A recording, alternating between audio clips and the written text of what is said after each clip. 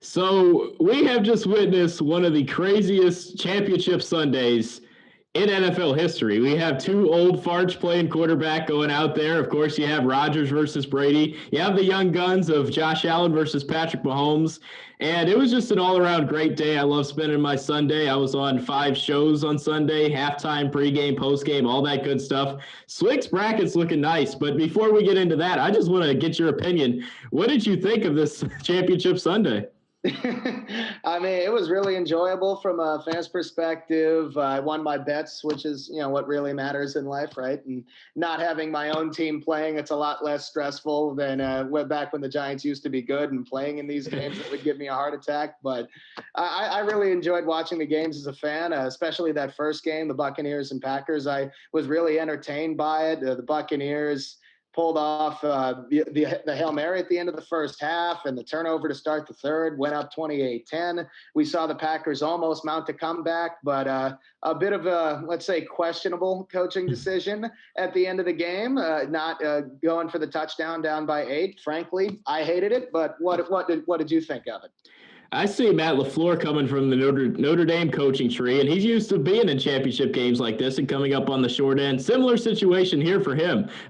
Didn't have the stones to pull off a move that he pulled earlier, which was going for 2, I should say, because that would have put him at the big margin there. Of course, that was an incomplete pass to Equinemius St. Brown, who also played at Notre Dame and has been in this situation where he loses in championship games going up to the big one. But, I mean, it was a crazy, crazy Sunday. I mean, the Bills, I think they were a little bit raw. I think they're a year or so away, but they built something good there. GM Brandon Beane deserves a lot of credit. The Chiefs are on fire. That was a great performance from them. It's going to make for a heck of a Super Bowl for sure, and that's a Super Bowl you predicted.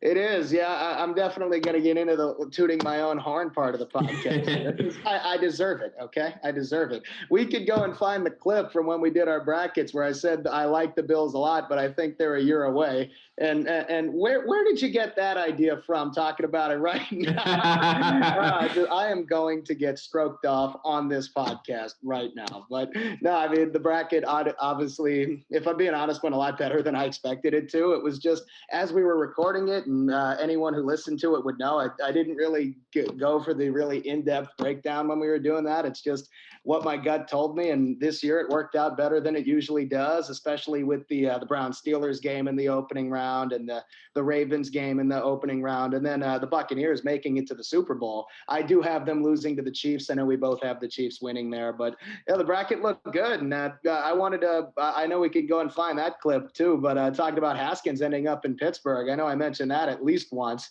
It made a lot of sense. I'm hoping he can revive his career a little bit. The dude's only 23 years old, and I know that his tenure in Washington wasn't great, both on and off the field. Some controversies he generated himself, but all jokes aside there, I do hope he can turn his career around a little bit. He's 23 years old. He's got a whole life in front of him. Hopefully he can bounce back on the football field too. Yeah, it's a great fit for him, too. Get behind Big Ben, learn from him, pick his brain, what worked for him in his NFL career, because Ben's had a kind of a similar career to Aaron Rodgers when it comes to success. I mean, Ben has played in big games. He's won more than Rodgers has, but just dating back to both of these quarterbacks, I mean, they're both getting up there in age, of course. Rodgers, questionable future. And I want to pop up something real quick from Adam Schefter. But yeah, you mentioned Dwayne Haskins going there. I think Rodgers' question is in his status is in question, his future, I should say. And I'm going to pop up the Adam Schefter tweet real quick to basically read off all the quarterbacks that are in question. Deshaun Watson, Aaron Rodgers, Matthew Stafford, Dak Prescott, Sam Darnold, Carson Wentz, Jared Goff, Jimmy Garoppolo, Cam Newton, Teddy Bridgewater, Mitchell Trubisky, Jameis Winston, Ryan Fitzpatrick, Alex Smith, and Big Ben. That's a long list. This could be historic turnover from the quarterback position going into next season. I think it'd be really interesting. We already know Stafford's going to get traded. I'm going to make my prediction now. I think he ends up with the Colts. I think that makes perfect sense. They have the money for him, and he would be a perfect plug and play for a roster that's designed to win right now. But I am really excited to see where these quarterbacks end up, how much of that is really truth and how much of it's just smoke and mirrors. But I would be surprised if the Panthers and the 49ers don't make moves at the quarterback spot. I know Watson's going to get traded somewhere. He's not happy, and he deserves a better organization. I'm really curious to see who's willing to fork over the dough for him, and he'll be worth it. He's not going to come cheap, but he's one of the best players in the NFL. I can't wait for that. Going back to Haskins just for a brief minute, I'm not saying he will succeed in Pittsburgh, but stylistically it made the most sense for him only because similar to Roethlisberger, he's not really a mobile quarterback. He's a bigger guy. One of the things that he would really need to work on, though, in that offense is that mental processing. He was late on a lot of throws, but I'm curious to see if they have a decent amount of weapons, although we got to see what what happens with his situation too, if he stops dancing on TikTok and getting crushed on midfield logos, Yeah, Chase Claypool's adapt that too. I mean, he's all over TikTok saying the Browns are going to get clapped or whatever he said, and they got to focus on playing football because they had a good record this year and everything fell apart. So focus on their football over there in Pittsburgh. You should be in good shape. I wanted to bring up one more thing before we get into the Yankees news, and you look at the NFC North. You look at the Bears division. Okay, Trubisky, quarterback, up in question. You look at Detroit, Matthew Stafford, probably gone. We mentioned, I think Indianapolis is also a good fit. You look at Green Bay, could Aaron Rodgers be on his way out? Potentially San Francisco, not going to get into teams here. And then you could also make the argument for Kirk Cousins. Now, that's a little bit more far-fetched here. I don't even know if his name was on the list. I can't recall. But if not, then look, that's an entire division that has quarterback change. And we talked about potential destinations for Mitch and not being a lot out there. I think that changes a little bit with the narrative of how everything's played out. I think Mitch could get some more phone calls than he expects. I think he'll get some phone calls, but I don't know they're going to be the ones that he's hoping for because I think he is what you call he's on the file of worst case scenario instead of top of the list to be a starter. He hasn't shown enough, I don't think, where a team is going to be, we can buy low on him and make him the starting quarterback. Now, if he's going to end up starting for another team, he's going to have to earn it as part of a quarterback competition. And we know teams are going to try to get their own guy, whether that's a trade for Deshaun Watson or Stafford or Darnold, or whether that's or for Carson Wentz, or whether they trade up in the draft to get a Zach Wilson, which I still think somebody is going to do, or a Justin Fields. So I don't think Trubisky is going to be at the top of those lists, but he will get a job somewhere. It's just probably not going to be the one he wants. Yeah, let's switch over to the Yankees real quick. News in their front is that we talked about Corey Kluber being signed. Jameson Taillon has been traded. We talked about the financial reasonings there. Swig said in the last episode that they still have about $2 million to play with if they're getting close to that luxury tax. That changed with the Adam Ottavino trade today to the Red Sox as well. But the Taillon move made a lot of sense when you broke that down because I thought, look, now that makes sense. They're not going to go sign a Trevor Bauer or sign someone that is much cheaper, but still over the $2 million margin, because then they're really putting themselves in a bad situation with the luxury tax. So that was well put last episode. What are your thoughts on the Taillon and Ottavino trades? Well, I'll start with Taillon. I think that's the more important one overall in terms of how the Yankees are going to approach the season. I'm not surprised by it. They've been linked to him for a while now, not just the last couple of days before it happened. But the Yankees, there's a couple of connections there. He pitched with Garrett Cole in Pittsburgh, and now they're in the same rotation again. I know Garrett Cole put in a good word for him. But Taillon, similar to Kluber, is a high-risk, high-reward type of pitcher in the starting rotation. He did not pitch last season. He's had 2 Tommy John surgeries now. He's really only pitched 1 full season in the big leagues. I think that was 2018, but he pitched very well that season. You see the talent that he has, hoping that he can pick up some tricks from Garrett Cole. Overall, I like the move. The Yankees did give up 4 decent prospects overall for him. The one that actually played for the Yankees a little bit last season was the reliever Miguel Yajure, I believe.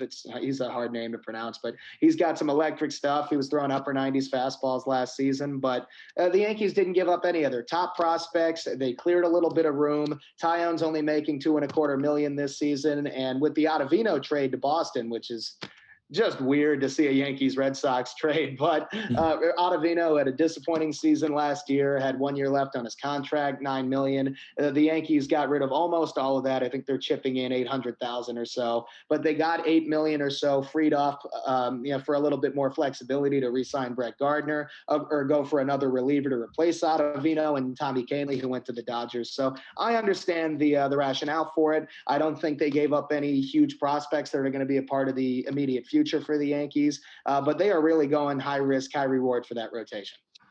This is definitely far-fetched, but at the end of the last episode, if you caught when we talked about the trade of who's that guy that got traded to the Padres?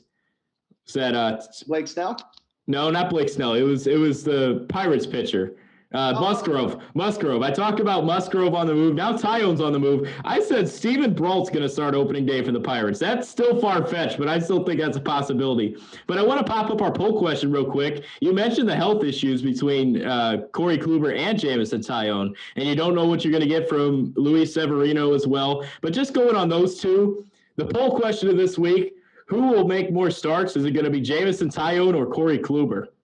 Yeah, that's a tough one, man. That's going to be really interesting. They combined to pitch 1 inning in 2020, and Taillon got hurt pretty early in 2019. But he's a little younger. I'm going to give him the benefit of the doubt. I'm going to guess Taillon here. Again, just a guess. They could get hurt at any time. But if they are able to make it through the season healthy and, more importantly, effective, that would be great for the Yankees because the upside is there with both pitchers.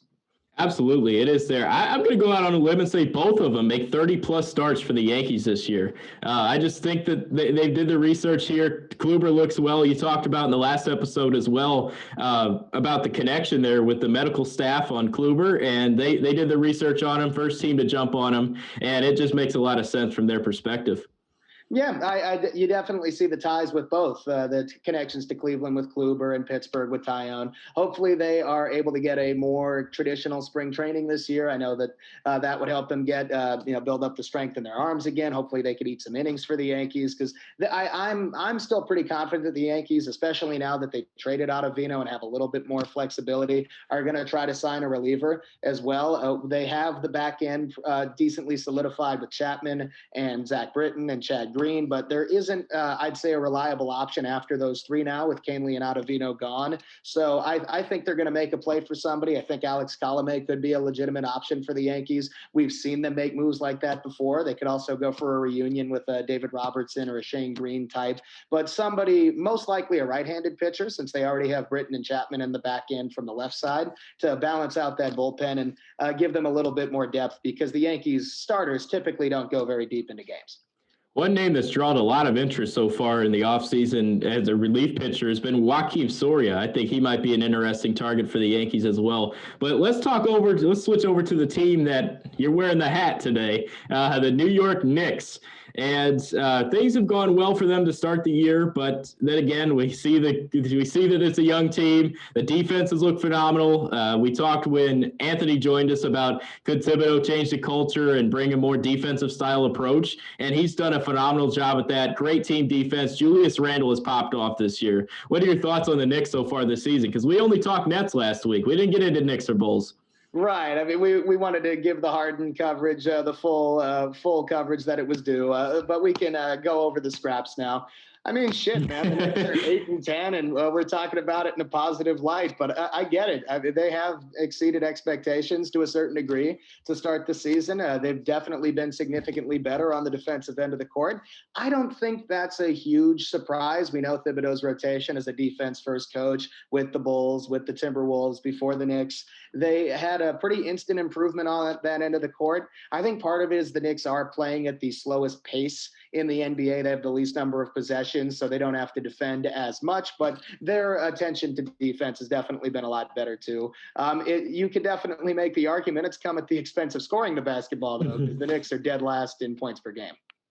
Yeah, it's been an interesting season for them. I just want to touch more on the defensive side. Who has been the guy that stepped up and you've seen the most improvement on the defensive side so far? Man, there's a few candidates for that. R.J. Barrett has definitely gotten significantly better on the defensive end of the court. I've seen some really good improvement from him.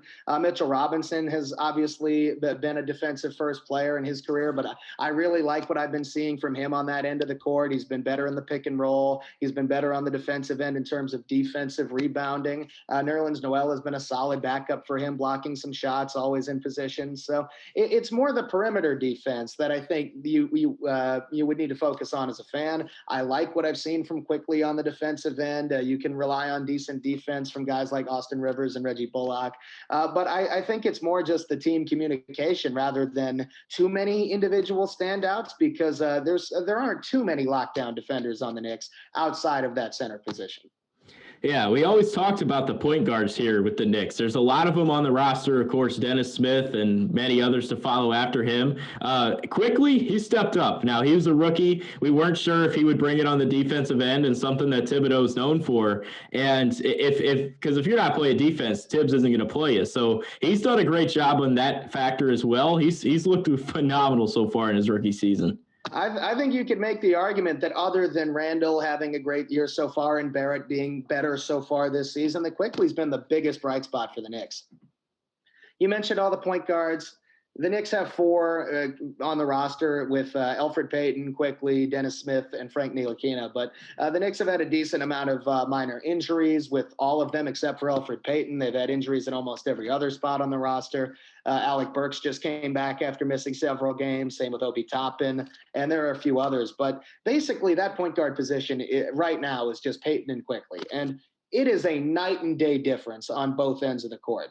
Emmanuel Quickly brings a couple things to the Knicks that Payton just can't, even on his best day. Quickly's a great shooter. He is much better at the floater, getting into the lane. The pick and roll he runs effectively. Elfrid Payton does get in the paint at a decent clip and is decently efficient in that area, but he just does not have that same dynamic talent. He's not a shooter. He doesn't space the floor. Quickly's a better fit for guys like R.J. Barrett, who needs space to attack, because he's not a great shooter, but he does get to the rim. It's just a night and day difference on both ends. And I think Quickly deserves a lot of credit for being so savvy already at stopping, drawing fouls, getting to the free throw line. Some things that you wouldn't necessarily expect from a 21-year-old kid who most people pegged as a reach during the NBA draft. Absolutely. You're spot on with that. From a minutes perspective, let's talk about minutes. Do you like the rotation that Tibbs is running? Because we've talked about it in the past where we don't know if there's a lot of players, a lot of young players on this roster. How does he gel them well? Do you think he's doing a good job of that, or do you think there's still some question marks that you think they need to work through? Yeah, I think it's a little bit of both. For the most part, I can at least understand most of the rotation decisions, but we have seen Barrett and Randall play in heavy minutes, particularly, especially when a couple of the guys were injured earlier in the season, where it's regressed a little bit. So the Knicks' last game, I think, is a good example. So they played the Trailblazers last night at the time of recording, ended up losing by 3. But in terms of the minutes, usually I understand what he's doing. The Knicks got down huge, made it interesting in the fourth. Quickly was the best player for the Knicks. He scored 31 points. He led the comeback that fell just short. And even though he didn't start, he finished the game, played the entire fourth quarter over Elfrid Payton, right? But R.J. Barrett was benched for the fourth quarter, and he was not part of the rotation. And Barrett, while he wasn't quite as good against the Blazers, was coming off of, I'd say, the best 5 or 6 game stretch of his career, and the Knicks did not play him in the fourth quarter. I did not agree with that. So yeah, you could obviously nitpick with any coach things that you would do differently.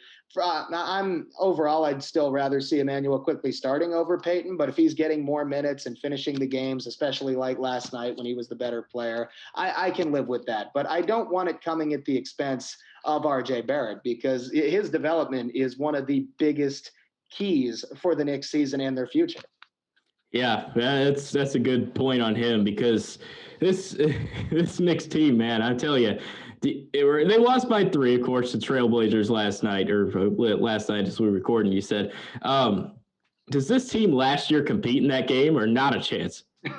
Oh, no chance in hell, dude. There is absolutely no chance that the team would have given a shit past the third quarter under David Fizdale.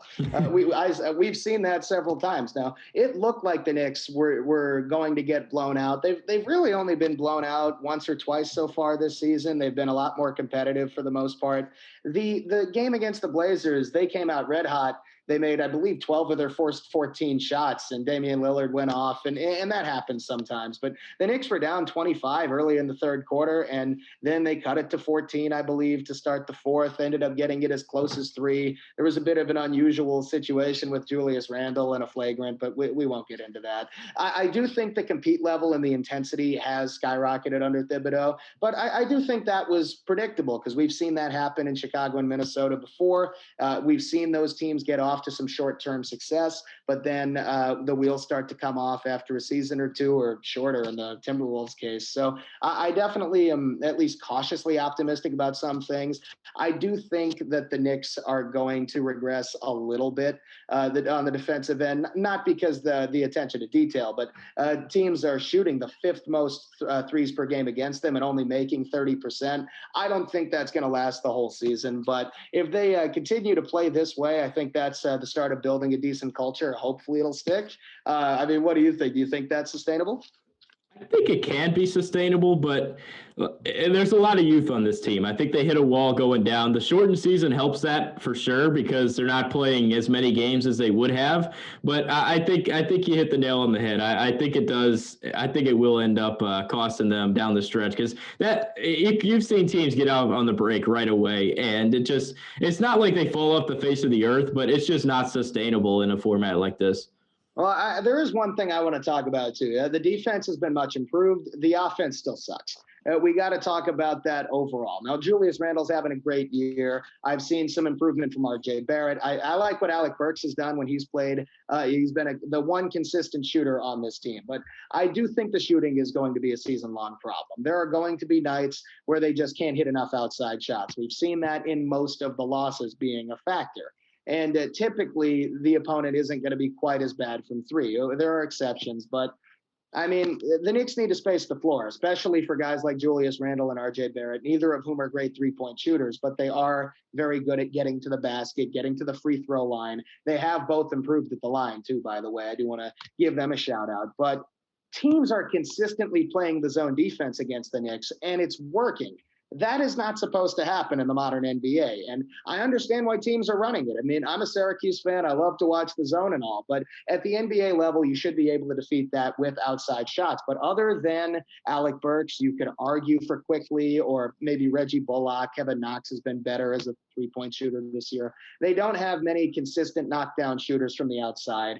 And they don't really have a guy who can get to the middle of the floor, the free throw line area, and consistently hit a mid-range jumper or break down the defense, which is typically the best way to go against a zone. So they do need to improve the shooting so they can get more man-to-man looks, so they can isolate more for Barrett and space the floor. Otherwise, their offensive upside is going to be very limited because they are last in the league in points per game, and those are some big reasons why.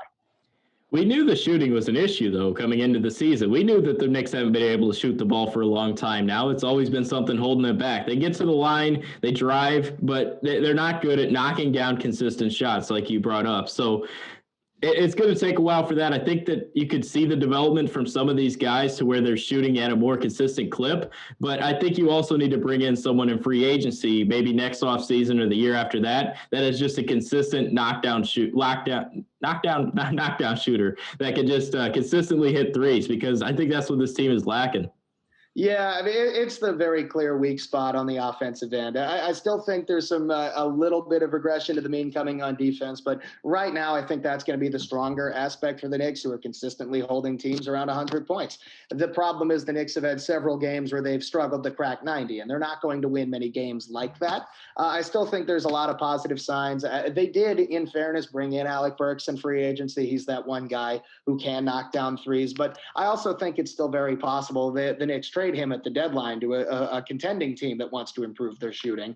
So it's just something to keep an eye out for. I am hopeful for Quickly, who I'm hoping could be a long-term piece. He can shoot the ball, no question there, but they definitely need to improve in that area on the offensive end. But overall, even though it's 8-10, they've been a little up and down. I mean, the bar is so low for the Knicks considering the 20 years of sucking that I've sat through, but there have been some signs of improvement this season. I hope it continues. Yeah.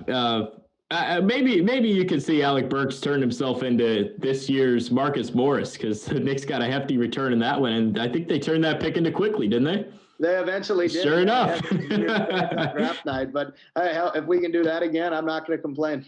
Yeah. Let's talk about the Chicago Bulls. Their development's been looking up. I'd say it's looking up. Billy Donovan has been a great coach there. Bringing him in has preached culture, changing everything there. But it's the same exact thing with this team. They cannot all stay healthy together. When Markkanen was down, everyone was playing. They were without him, of course. And then Wendell goes down when you finally get Laurie back. So it's the same exact narrative with this team. This team is just, they can't stay healthy. Honestly, it's year after year. Markkanen's going to be up after this year. Get out of town. I know he's young. I know some people love him. I know some people don't love him. I'm going to be honest. I don't love him. I don't see what people see in him. A corner guy that can occasionally hit a three and is bad on defense. But anyway, let's just talk about this team in general. I like the improvement from Zach LaVine. I mean, year after year since the ACL, he's been getting a lot better. He has, man. He deserves a lot of credit. You mentioned Markkanen can't play defense. The Bulls can't play any defense. That's true. Basically the opposite of the Knicks in terms of how they play. They have a 7-10 record, so they're in a similar spot in terms of record to the Knicks, but they play a very different brand of basketball. They are a pretty good scoring team. We're seeing Markkanen, who is the second leading scorer. His three-point shooting leaves a lot to be desired, I would say, but he has shown some flashes. LaVine has been great, like you mentioned. We see some signs from Kobe White, and the bench, I'd say, deserves a lot of credit for the Bulls. We're seeing some really nice contributions from Porter, Thaddeus Young, guys like that. Garrett Temple's off to a really nice start for the Bulls, providing that perimeter defense they need. They're scoring, I want to say 116 or so a game. They're top 5 in scoring. Their efficiency is in the top 10 as well, but their defense is at the very bottom of the league. They're giving up almost 120 a game, and they are turning the ball over way too much. They're turning it over about 17 times a game, and that does not help their cause. Doesn't help at all. I mean, Kobe White, I still don't believe he's a point guard. I think he's more of a 2-guard. You say what you want. He has shown some improvement at the position, but I still don't think he's it's tough right now because he's still super young, but I don't see any facilitating from him at all. Even when he tries it, it ends up being a turnover where he drives to the rim, kick out, and it turns it over. It's time after time for Kobe White. Yeah, I wanted to ask you a question. I saw a quote that Billy Donovan had talking about White, who has some moments, but he thought that long-term White is going to be more of a sharpshooter than a scorer. What do you think of that? Do you agree? I think he has the ability to be a sharpshooter. But yeah, I honestly do agree with that. I think he's more of a lockdown 3-point shooter as opposed to being someone that can drive to the rim and score on a nightly basis. Like, he's not going to be the one that drives to the rim like Westbrook on any given night. I'm not saying he is Westbrook or anything, but what I'm saying is I think he can shoot. He's a much better shooter than all-around scorer. And I think that his development will show a little bit more of that, but it's just right now he's a sharpshooter, and that's where he will end up being, in my opinion. I mean, that's fair. I mean, you said he's not Westbrook. You're right. He can shoot. Westbrook can shoot the ball. Yeah. And then I wanted to get your input, too, on Patrick Williams, who I think is off to a better start than we could have anticipated. We see that versatility on the defensive end. And I love seeing some of the quotes he's said about talking about guarding LeBron James and how LeBron was able to call out some of the Bulls' plays because he has such a high basketball IQ. But what are your early impressions on Williams? This is a little bit far-fetched, but this is going to be a bold prediction that I might come back to in about 7 years. But I see a very, very young Kawhi Leonard. Don't start going nuts on me here. Don't start going nuts on me here. Look, I think like he's not going to be Kawhi Leonard, of course, but I think his development where he is right now, he's super young. Kawhi came into the league very young. He was a defensive first player, drafted I mean, the draft doesn't really determine where they are as a player. I mean, let's just face it. Patrick Williams, they saw him. He didn't start in college, but he starts in the NBA. I think that's the craziest factor with him is he was a bench role player for the Florida State team, and here he is with the Bulls starting since day one, 18 years old for the Bulls. So this is interesting. I think he's shown that he's raw. He definitely needs some time, but he's also shown that he can play in this league. So, like I said, a very, very young Kawhi Leonard coming into the league. I mean, only time will tell on how far this guy can soar. I mean, I'm waiting for that old takes exposed tweet, the clip of this video. I do think he's been better to start his career than we would have thought. He was seen as more of a high ceiling but low floor type of prospect with that limitless athleticism. Obviously, there are going to be some growing pains. I don't think he's a consistent offensive threat yet. But overall, I do think there's some upside there. I agree that like Kawhi, he came in or he's starting as a defensive first type of player. And we all know how great of a defender Kawhi is, and he developed into an offensive superstar over time. Hopefully Williams doesn't end up ending a couple of dynasties like Leonard did in terms of screwing the Spurs over on his way out, but then beating the Warriors. He's had an interesting career, but if overall, I do think there's some positive signs for the Bulls offensively. Defensively, not so much. They have been an absolute sieve despite Williams' talent on that end of the court, especially down low. I mean, Wendell Carter and Lauri Markkanen, I'd say, are the biggest culprits. They've been terrible on the defensive end of the court. If that does not improve, they're going to start to regress a little bit as the season goes forward. We talked about before in the preseason thing where we said the Bulls should sign a backup center. And I think that's exactly why. Like, I love what I've seen from Daniel Gafford. Don't get me wrong. I think he's a solid backup center, but that's what he is. You know Wendell's going to go down. I mean, you just do. You see it year after year with this guy. So at least sign a veteran depth center that could be a 2 or a 3rd guy at the center position off the bench that to where he can come in. Because right now, I swear, if I see Cristiano Felicio dress another game for the Bulls, I'm going to gouge my eyes out. I mean, hey, you could pick up Tyson Chandler or something. He's still in street clothes. But, I mean, Gafford also had 4 fouls in 5 minutes when he got extensive playing time. So you're going to see some growing pains. I do want to give one more shout-out, though, to the Bulls bench. They got some veterans coming off the bench there. Otto Porter's been healthy so far. I think he's been a good mentor for a Patrick Williams type of player. But he's putting up some solid minutes. And also I want to give best wishes to Tomas Satoransky, Chandler Hutchison. They're both on the COVID-19 protocol list right now. Hopefully they're going to be okay. And they'll provide some much needed depth for the Bulls once they come back. Yeah, talking about Chicago protocols, let's switch over to the Blackhawks where we have Alex DeBrincat and Adam Boquist. Both of them for the Blackhawks, of course, are on the protocol. They will not be on the trip to Nashville, I wouldn't assume. So let's look right here at this Blackhawks team earlier this year. The first few games, you're like, oh my gosh, this is going to be a long season. Somehow the Hawks are going to make this shortened season feel like an eternity. But then they started to pick it up. Yes, they played Detroit. Don't get me wrong here. But I think they showed some improvement in that second time they played Florida. Kevin Lankinen, I called it before on this episode. I said mainly down the road in the season that he'll take over the number 1 job. But he's done it already. I mean, this is a kid that's undrafted. Sort of reminds me of Scott Darling, where his track line. Speaking of Scott Darling, he's back in Rockford right now. Signed a player tryout. He's back there. But this Blackhawks team, right now, their power play is clicking on all cylinders. But as much as I want to say that it's going to stick, the loss of DeBrincat and Boquist is going to just derail the chemistry on that power play. So I think that takes a little bit of a step back.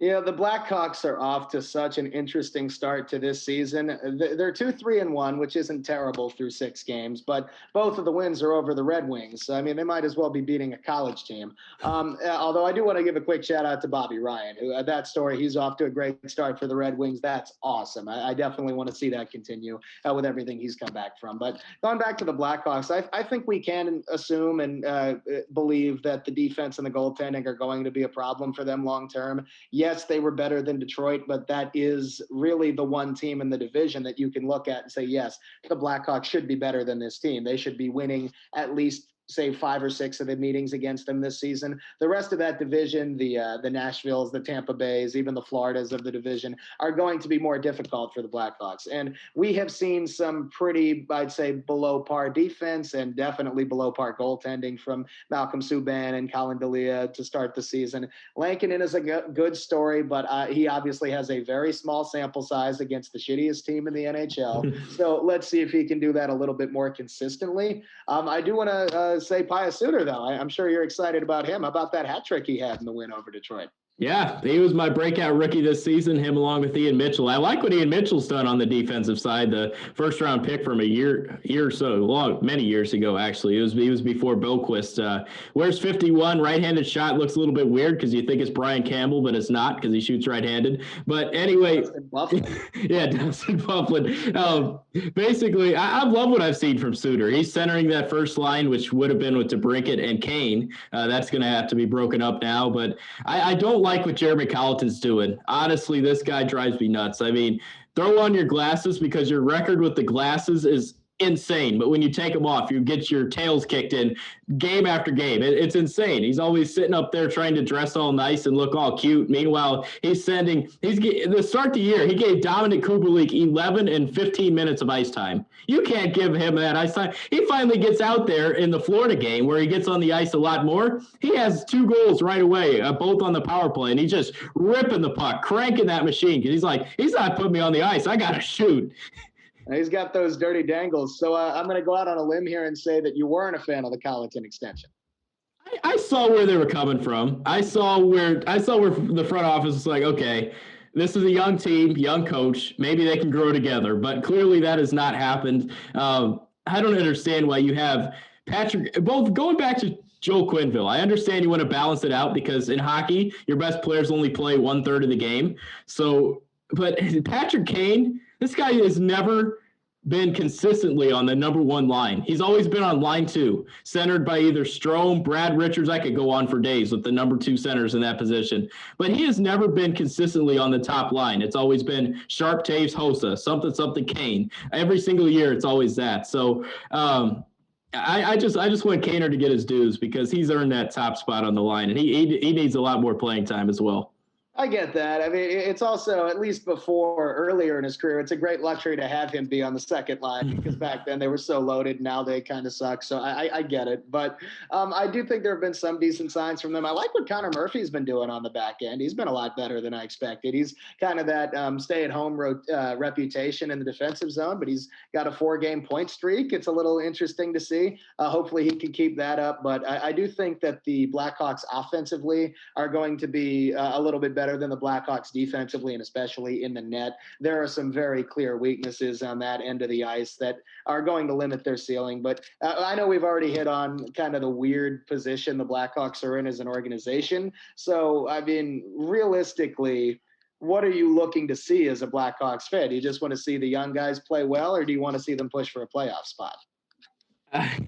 Both? Can I say both without getting roasted here? I mean, you can say that you want both to happen, but how realistic is that? It's not realistic. You can get neither. Yeah, I want them to compete. I want them to always be in it on a nightly basis. I don't want them to play for a draft spot because it's a lottery. I don't like the lottery. I mean, it's not necessarily a ping pong ball, but not in hockey. But anyway, I'm enjoying the lottery. Yeah, I bet you are. I mean, freaking Kako and Laffy Taffy or whatever else you need to get over there. But anyway, I mean, I'm not a fan of the lottery at all. Sure that it fell in the Blackhawks' favor a few years ago where they got Kirby Dach, but I mean, still, I don't want them to go out there and they're not purposefully losing, but I don't want to see my favorite team lose. I want to root for them on a nightly basis, unless like it's a set spot. Like if you lose, you're getting the number 1 pick. Like in football, the Jaguars, I was rooting for a loss every single week since the Thursday night debacle against the Dolphins. But anyway, from a hockey side, I want to see development from this team. I want to see Ian Mitchell continue to develop on the defensive side. I want to see Boquist play when he gets back. And I want to see them start playing more rookie forwards on the bottom lines and try to get rid of Walmart or Soderberg or any of these other people that they sign. Maybe they can offload them at the deadline and get something in return, because I like what I've seen from Highmore, Hagel, all these scrappy guys. Andrew Shaw's back and he's looked good so far too. So I love Shaw. He's wearing the A on his sweater. There's been a lot of great Blackhawks that haven't worn an A or a C on their jerseys because the team has been stacked for so many years. It's good to see Shawzy wear that. I mean, as long as he actually earns that assistant instead of asshole title. I mean, we know that concept, right? It's Andrew Shaw. Yeah, he's a bit of a wild card, but you took my the Blackhawks are definitely in the position where they're not really going to be contenders this season. Most likely aren't going to be contenders the next couple of years either, because they're in such a weird spot. So I think what I would want to see, and I'm sure what you would want to see, is kind of similar to what the Bulls have done for the most part. They're losing more often than they're not, but they're competitive in most of the games. I think that's realistically the best you can hope for. And if they do end up getting a good draft pick, I'm sure you're not going to complain. I know I wouldn't. Hopefully Kirby Dach is able to come back, whether it seems possible maybe at the very end of this season. I think if they're wise, they'll just hold him out till next year, because the overwhelming odds are going to be that if he does come back, it'd be for a few meaningless games, and you don't want him to risk injury in those, because we saw that backfire once at the World Juniors. Hopefully they do get a little bit of stability from the goaltending position, though, because they're not going to go very far without that. Yeah, they won't. One thing that Kaner did when he broke his hand back in the day is he learned how to do a backhand. Maybe Doc's doing that at home, where he's learning more wrist rotations on the other side. But let's head over to the Rangers side of things. It's been a little bit of a rocky start to their season. Goaltending's been a little bit of an issue. What have you seen from this Rangers team so far that makes you happy or upset? We all know what side I'm going to start with. So let's start with the fact that they've lost 3 straight games they should have won. That is a little bit irritating to see. There are definitely some positives, because the Rangers are definitely in a player development place as well, including at the goaltender position, pretty much all throughout the roster. We have seen some positive signs. I think Adam Fox is off to a fantastic start. He looks amazing. He had a great rookie year. I love what I've seen from him. And Keandre Miller is off to a pretty good start on the back end as well. He's got that big reach, being 6'5", and a great skater, and he looks so poised on the back end. So you see some positives from a player development perspective. Kakko is off to a better start. So is Filip Chytil before he unfortunately got injured in the Rangers last game. You can definitely point to that. But then you could also point to the, I'd say, mediocre goaltending at best, especially in the most recent Rangers game against Pittsburgh, which they ended up losing 3-2. Igor gave up 2 very soft goals in the third period that really just is a discouraging sign. I'm hoping that's a blip on the radar, but my God, man, those were toilet paper soft, or Liberace at the Playboy Mansion soft. I did not enjoy that at all. The Rangers need to clean some things up in that part of the team, because they are known for, I guess we got spoiled by Lundqvist for a while, but we were known as a team where the goaltending would bail us out when we made some mistakes. And now we don't have that yet, at least on a reliable, consistent basis. So that's going to cost the Rangers a little bit. And we need the veterans on offense to be a little bit more consistent, because Kreider and Strome have been useless to start the year. This Rangers team is interesting, because you look at them from afar, and I think that this hate's a little bit overhyped, because look at their losses. I think 3 of the last 4 were they were all by 1 goal, right? Of course, the Penguins, they lost in a shootout, and then they lost 3-2, was it? Yeah, so the Rangers lost a game to the Devils 4-3, and then 2 straight to the Penguins, 1 in the shootout, 1 in regulation. They had chances to win all 3. And like I said before, as a fan, there's nothing that's going to frustrate you more than losing winnable games. And the Rangers have done that 3 in a row. The first game of the season against the Islanders, the Rangers just got shit pumped. The Islanders were amazing in that game. The Rangers were not. And then they flipped the script in the second game, where the Rangers played very well and shut out the Islanders 5-0. But it's been 3 annoying losses in a row since then, where they've had numerous chances and have either not taken the shot, they're passing it way too often, or just not converting. The Mackenzie Blackwood in the Devils games had stood on his head. So it's a combination of some bad luck and some bad execution. I do think it's something that can and will change as the Rangers get a little bit more experience and chemistry, but it's definitely a little frustrating to see to start the year. It's a good start to the year so far for three players. Of course, Panarin, he always puts up points, but Pavel Buchnevich has looked pretty good this year. Also, Di Giuseppe, he's got 4 assists on the year this so far.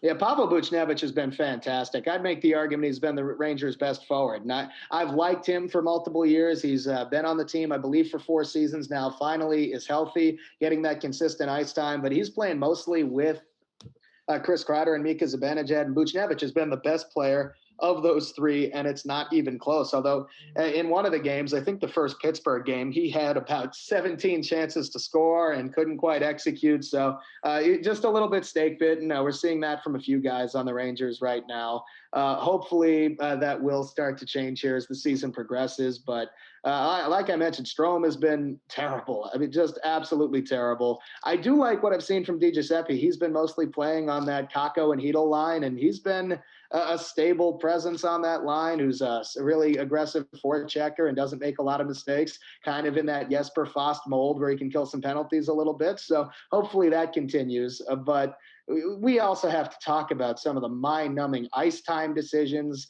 with David Quinn, because those are just pissing me off. I'm not going to sugarcoat that.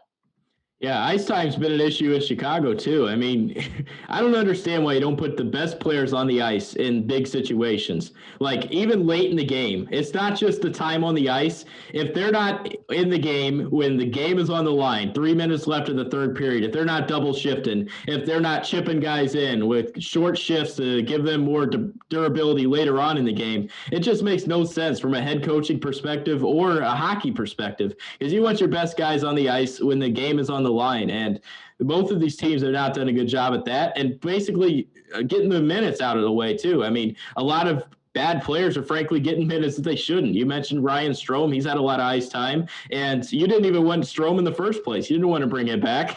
I mean, we could talk about the even worse example, and that would be Jack Johnson on the back end, who has been just as big a nightmare as all Rangers fans and anybody who's watched hockey for the last 5 years could have predicted. And not only has he played and played poorly, although he was scratched to Quinn's credit in the Rangers last game, but he was primarily paired with Tony DeAngelo, at least in 2 of the games. DeAngelo was actually scratched for his let's say, bizarre behavior. I won't even go into that. But David Quinn pairing Jack Johnson and Tony DeAngelo, neither of whom are strong in the defensive zone. Johnson really isn't good at anything at this point in his career. And DeAngelo is a gifted offensive defenseman who can lead power plays. But putting them together as a pair, it does not take a rocket scientist to see that putting 2 guys who can't defend in the defensive zone for extended minutes is a bad idea. I mean, I've seen more resistance on the defensive end at the goddamn Capitol building. It's just absurd how much you see them hemorrhaging shots, making life more difficult on Igor Shesterkin and Alexander Georgiev. So, and then you see them getting ice time late in 3 minutes to go situations, protecting a lead. It's like what they did when it was Mark Stahl and Nick Holden a couple years ago. And in the Rangers last game, we see the 4th line with Brett Howden getting time instead of one of the skill lines when you need a goal. So it's just the ice time decisions are my biggest gripe with Quinn. And you also see a mixed bag in terms of player development. There's some encouraging signs, especially with Adam Fox and Keandre Miller, but definitely less encouraging with guys like Kakko and Hedl. And that is a big problem because those are 2 very important pieces for the Rangers long term. The Rangers have given up 11 goals this year. You want to hear an interesting stat? Jack Johnson, -4, Tony DeAngelo, -5 on the season. And DeAngelo was scratched for 2 of the 5 games. Both of them have been a scratch in one of the games. They played 4 games, -4 and -5. Jeez. It's just absurd, isn't it? And then we have to at least talk about this. In the game the Rangers lost in the shootout, the Rangers needing a goal in the 3rd round of the shootout put out Tony DeAngelo. And we still had, let's go, Kakko, Hedl, Lafreniere, Buchnevich, etc. available after Panarin and Zibanejad took the first 2 shots. Kreider, hell, even Strome, for God's sake, man. It's just, I'll save the F-bomb for another episode. I just thought it was very questionable coaching and not utilizing the team to the best of its abilities. So that is something that I really want to see some improvement because Quinn is very quickly starting to sour himself on me. I'm starting to think they won't reach their full potential under him, but the Rangers organization also likes him a lot. We do have to keep it perspective. The sky's not falling here. There are some very positive signs. I think Lafreniere is due to get a goal here. He hasn't scored yet, but he's looking more comfortable every game. There are some positive signs for sure. And this is a young, inexperienced team that will start to learn how to finish some of these games. And I also have reason to believe the goaltending is going to improve. But the inconsistency at the start of the season does need to shape up a little bit. Otherwise, they're going to keep losing frustrating games. Yeah, this team they're going through growing pains, that's for sure. Hopefully that this doesn't go for too long into the season, but we just want to see these players develop so where you can have a consistent winning hockey team. And I think they're on their way with a lot of young talent they have, both in the goaltending, defense, and on the offensive side. So they're building something nice there. Let's head over to the New York Islanders, who have something nice brewing there so far. They're starting the year pretty well. Let's be honest here. They got 3 wins. What do you like out of the Islanders? They're a very different team to watch stylistically. They're 3-2 through 5 games, which is a decent start. In 5 games, they have a total of 9 goals, and they've given up 8. It's just that I believe those are both the lowest totals in the NHL.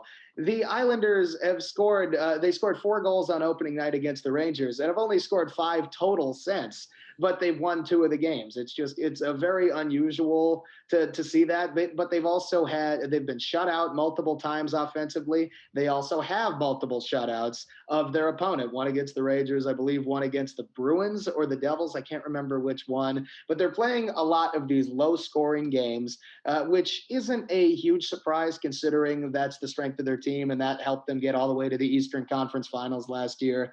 But I do think they need to show a little bit more offensive consistency because looking at them from the opposite perspective of the Rangers, those two played each other the first 2 games. From an Islanders perspective, their first game was fantastic. They were great in all 3 zones. They got a couple goals, and then it was almost impossible for the Rangers to get anything going because of how strong they are defensively. On the other hand, when they fall behind by a couple of goals, they aren't a great offensive team, so it's going to be hard for them to generate much pressure. The Rangers ended up winning the second game 5-0, and I think we're going to see a little bit of inconsistency from them, but overall they have a much higher floor and they're much more stable because they can play good defense.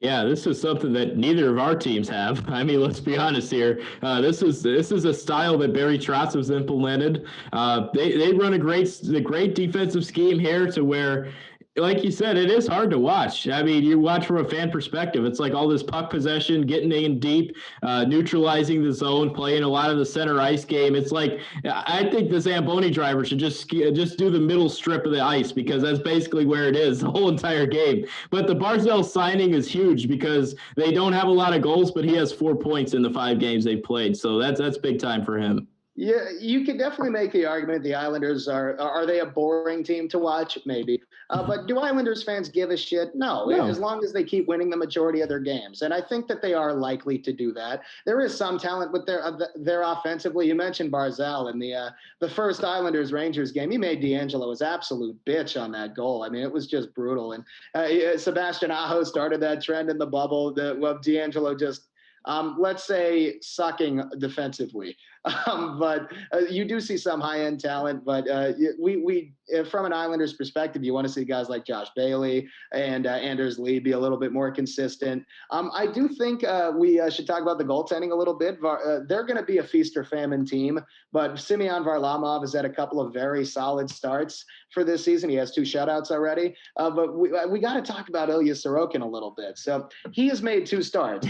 The Islanders have not scored in either game, so it's hard to blame him too much. One was the second Rangers game, and one was against Boston, I believe. But that first start, Sorokin actually came in only because Varlamov got injured in warm-up. So it's not a great start for him or a great position to be thrown into.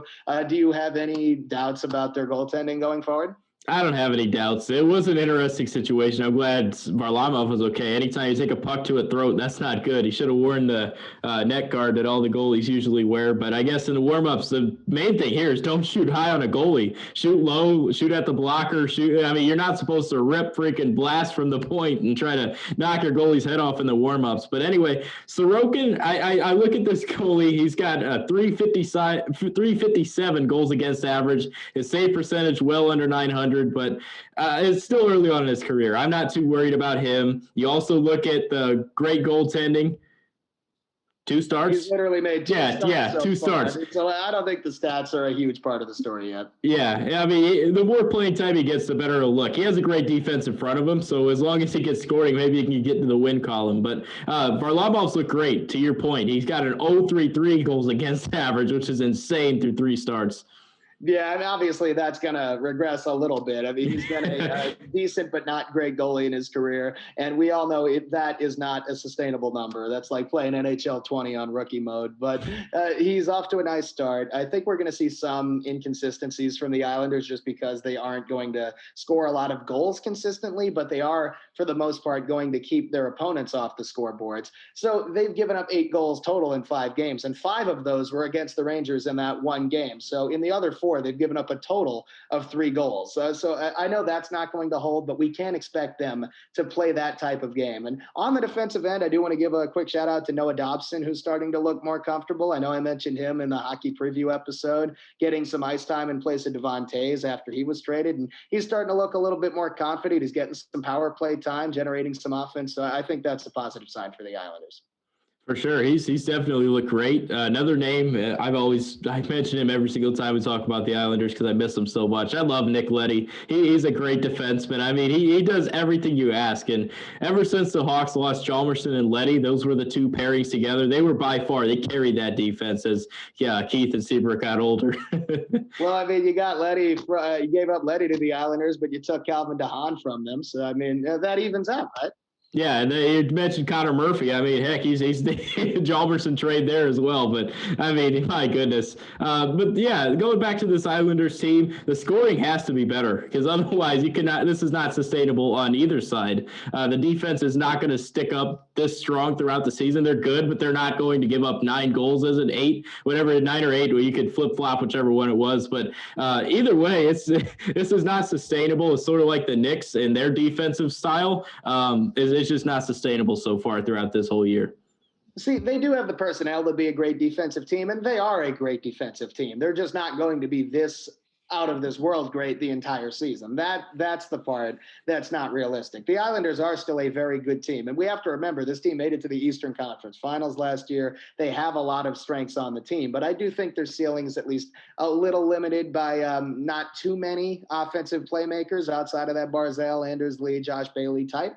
But I'm hoping to see a little bit of growth from some of the rookies like Kiefer Bellows, and he's starting to get more time and a little bit more stability from that middle 6. But there are definitely a lot of things to like about the team, and we'll see how they adjust here as the season progresses. Absolutely. All of these teams were fun to talk about today. We discussed the Bulls, Knicks, all that good stuff and their rosters and everything else going down. A lot of youth with all these sports teams in the Chicago and New York areas, but it's still fun to cover because we get to look forward into the future. And I know you're a big NFL draft guy. We'll get into football later on into the winter months of this, winter/spring months. But anyway, that's going to wrap it up for today. If you caught the poll question early on, it was who will make more starts, Jamison Tyone, Corey Kluber. Be sure to check that out at the Big City Sports PD and click like, subscribe, all that stuff, and leave a review if you're on Apple Podcasts, Spotify, subscribe, all that stuff. We're everywhere now. Go check us out on all platforms. YouTube, see our little pretty faces over there as well. And comment there as well. We would love to get any feedback from you guys, implement something onto this show. But other than that, that's going to wrap it up for today. For Swig, I'm Dylan Kern signing off. We will see you next time.